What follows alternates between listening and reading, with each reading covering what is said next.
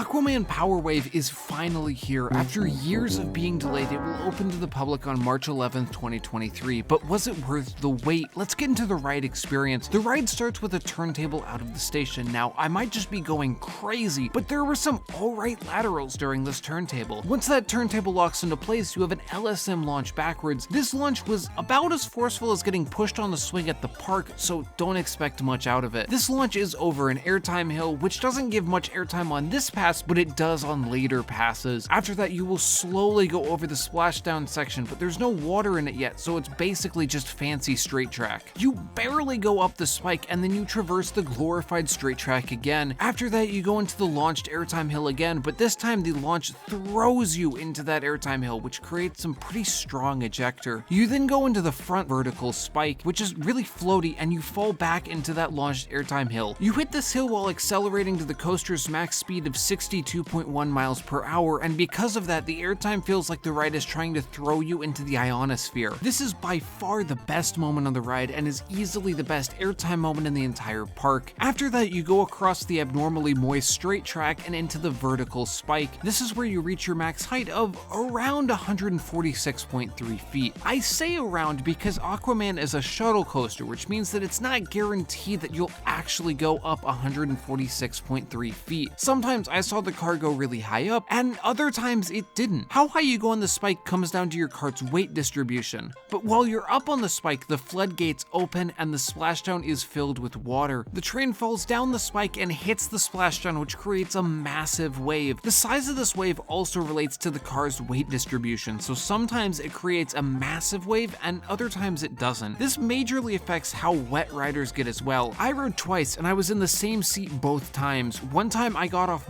bone dry and the other time I was quite moistened. I am a chicken and didn't want to get wet, so I did wear a poncho on both rides, so I can't really speak from personal experience, but the majority of the people I saw getting off were soaked, so I'm sure Aquaman will be extremely popular and refreshing in the summer. This giant wave also hits a nearby walkway, and if you stand in certain spots, you get pummeled with water like these kids.